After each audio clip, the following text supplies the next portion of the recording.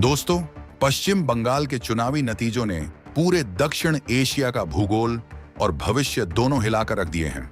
बंगाल की सरजमीं से जो ललकार उठी है, उसकी गूंज ढाका के गलियारों में टहलका मचा रही है। बंगाल में बीजेपी की प्रचंड जीत के बाद जैसे ही शुवेंदु अधिकारी ने मुख्यमंत्री की कुर्सी संभाली, उन्होंने वो कर दिया जिसकी उम्मीद पड़ोसियों ने कभी नहीं की थी। बॉर्डर पर बीएसएफ की ऐसी तैनाती और घुसपैठियों के खिलाफ ऐसा एक्शन शुरू हुआ है कि बांग्लादेश के अंदर हाहाकार मच गया है। लेकिन कहानी सिर्फ बॉर्डर तक सीमित नहीं है, अब ये लड़ाई गंगा के पानी तक पहुंच गई है। सवाल उठ रहे हैं कि क्या भारत और बांग्लादेश के बीच अब तक का सबसे बड़ा वाटर वॉर यानी जल युद्ध शुरू होने वाला है? क्या भारत का एक कड़ा फैसला बांग्लादेश को प्यासा रखने या उसे डुबोने की ताकत रखता है? बांग्लादेश ने भारत को सीधी चुनौती देते हुए पद्मा नदी पर एक ऐसे प्रोजेक्ट को हरी झंडी दे दी है जिसने दिल्ली के गलियारों में हलचल तेज कर दी है। बांग्लादेश का कहना है कि वो अब भारत से इस बारे में कोई बात नहीं करेगा। ये बिल्कुल वैसा ही मोड़ है जैसा सिंधु जल समझौते के वक्त पाकिस्तान के साथ आया था। अब सवाल ये है कि क्या भारत बांग्लादेश को उसी की भाषा में जवाब देने के लिए तैयार है? पश्चिम बंगाल में सत्ता परिवर्तन के साथ ही बॉर्डर की तस्वीर पूरी तरह बदल गई है। शुवेंदु अधिकारी ने मुख्यमंत्री बनते ही साफ कर दिया कि बंगाल की सीमा अब कोई खुला दरवाजा नहीं है। बीएसएफ को फ्री हैंड दे दिया गया है। आदेश सीधा है, एक भी अवैध घुसपैठियां भारत की जमीन पर कदम नहीं रखना चाहिए। बॉर्डर पर बाड़बंदी यानी फेंसिंग का काम युद्ध स्तर पर शुरू हो चुका है। सालों से जो घुसपैठ एक सामान्य बात मानी जाती थी, उस पर अब भारत ने लोहे की दीवार खड़ी कर दी है। भारत के इस कड़े रुख को देखकर बांग्लादेश की सरकार और वहां के कट्टरपंथी संगठन बुरी तरह बौखला गए हैं। ढाका की सड़कों पर भारत विरोधी प्रदर्शन हो रहे हैं, वहां के नेता जहर उगल रहे हैं। लेकिन भारत ने साफ कर दिया है कि यह 2026 का नया भारत है जो अपनी सुरक्षा और संप्रभुता से कोई समझौता नहीं करेगा। घुसपैठ पर इस सर्जिकल स्ट्राइक जैसी कार्रवाई ने बांग्लादेश को बैकफुट पर धकेल दिया है और इसी बौखलाहट में बांग्लादेश ने अब वाटर कार्ड खेल दिया है। बुधवार को बांग्लादेश की राजधानी ढाका से एक ऐसी खबर आई जिसने दोनों देशों के रिश्तों में आग लगा दी। बांग्लादेश सरकार ने पद्मा नदी पर, जिसे भारत में हम पवित्र गंगा कहते हैं, एक बहुत बड़ी बांध परियोजना को मंजूरी दे दी है। इस प्रोजेक्ट का मकसद भारत के फरक्का बांध के असर को खत्म करना बताया जा रहा है।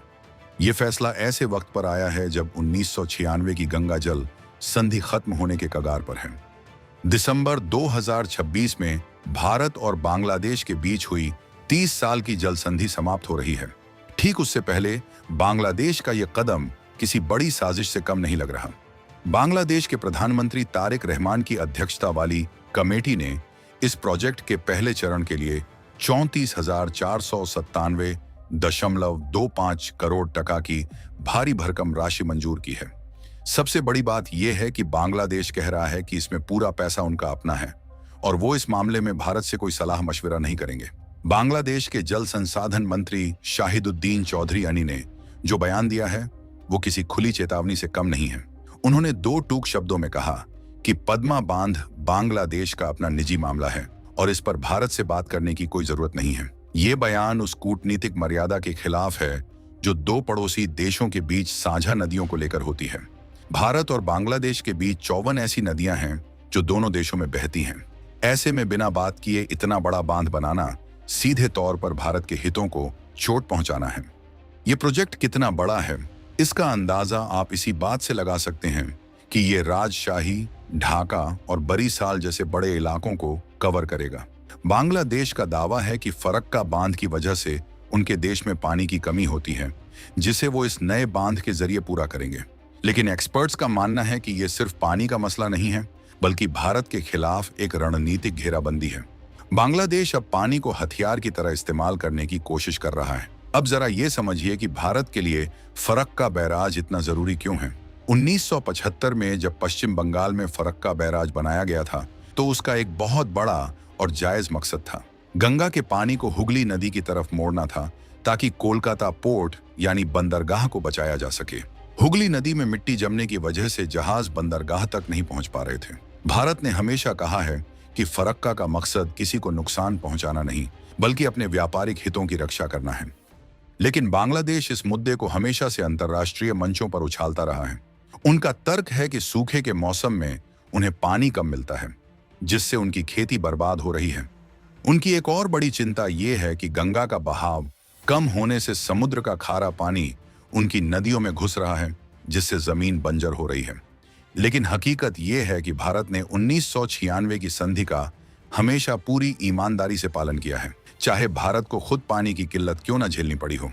अब 2026 की जो डेडलाइन आ रही है वो बहुत कुछ बदलने वाली है। 1996 की संधि अब खत्म होने वाली है और मौजूदा माहौल को देखकर नहीं लगता कि भारत इसे आसानी से रिन्यू करेगा। शुवेंदु अधिकारी के नेतृत्व में बंगाल सरकार ने साफ संकेत दे दिए हैं कि वो बंगाल के किसानों और कोलकाता पोर्ट के हितों की बलि चढ़ाकर बांग्लादेश को पानी देने के पक्ष में नहीं है। जब बांग्लादेश घुसपैठियों को रोकने में सहयोग नहीं कर रहा, जब वहां भारत विरोधी भावनाएं भड़काई जा रही हैं, तो भारत उदारता क्यों दिखाए। बांग्लादेश ने जिस पद्मा बांध का ऐलान किया है वो 2033 तक पूरा करने का लक्ष्य रखा गया है, लेकिन भारत चुप बैठने वाला नहीं है। अगर बांग्लादेश एक तरफा फैसला ले सकता है तो भारत के पास भी कई विकल्प मौजूद हैं। सिंधु जल समझौते के वक्त जैसे प्रधानमंत्री मोदी ने कहा था कि खून और पानी एक साथ नहीं बह सकते, वैसा ही कुछ अब गंगा के मामले में भी देखने को मिल सकता है। भारत गंगा के ऊपरी बहाव को नियंत्रित कर सकता है, जिससे बांग्लादेश के इस नए बांध का कोई मतलब ही नहीं रह जाएगा। बांग्लादेश के मंत्री कह रहे हैं कि उन्हें भारत से बात करने की जरूरत नहीं है, लेकिन वो शायद भूल रहे हैं कि भूगोल को बदला नहीं जा सकता। गंगा भारत से होकर ही बांग्लादेश में जाती है। अगर भारत ने अपने बांधों के गेट बंद कर दिए या पानी के रुख को अपनी जरूरत के हिसाब से और ज्यादा मोड़ लिया, तो बांग्लादेश के लिए अस्तित्व का संकट खड़ा हो जाएगा। ये जो अकड़ ढाका दिखा रहा है वो उसे बहुत भारी पड़ सकती है। इस पूरी कहानी में एक और बड़ा एंगल है, वो है कट्टरपंथ का बढ़ता साया। बांग्लादेश में तख्ता पलट के बाद जो नई सरकार आई है उस पर कट्टरपंथियों का भारी दबाव है। ये प्रदर्शन, ये भारत विरोधी बयानबाजी और अब ये एक तरफा बांध का फैसला, ये सब उसी दबाव का नतीजा है। वो भारत को उकसाने की कोशिश कर रहे हैं ताकि वहां की जनता का ध्यान अपनी नाकामियों से हटा सकें। लेकिन उन्हें ये समझना होगा कि 2026 का भारत अब वेट एंड वॉच की नीति पर नहीं चलता। भारत की बॉर्डर सिक्योरिटी और बीएसएफ का एक्शन तो बस शुरुआत है। घुसपैठियों के खिलाफ जो मुहिम बंगाल में शुरू हुई है वो अब रुकने वाली नहीं है। शुवेंदु अधिकारी ने दिल्ली को भी साफ संदेश भेज दिया है कि बंगाल की जनता अब घुसपैठ और तुष्टीकरण की राजनीति से तंग आ चुकी है। जब तक सीमा सुरक्षित नहीं होगी और जब तक बांग्लादेश भारत की चिंताओं का सम्मान नहीं करेगा, तब तक कोई भी बातचीत संभव नहीं है। अब बात करते हैं 34,497 करोड़ टका के उस प्रोजेक्ट की। बांग्लादेश का कहना है कि वो अपनी अर्थव्यवस्था के दम पर इसे बना लेगा, लेकिन क्या वाकई एक ऐसा देश जो पहले से ही आर्थिक तंगी से जूझ रहा है, जहां विदेशी मुद्रा भंडार कम हो रहा है, वो इतना बड़ा निवेश सिर्फ भारत को नीचा दिखाने के लिए कर रहा है? ये साफ तौर पर एक आत्मघाती कदम लग रहा है।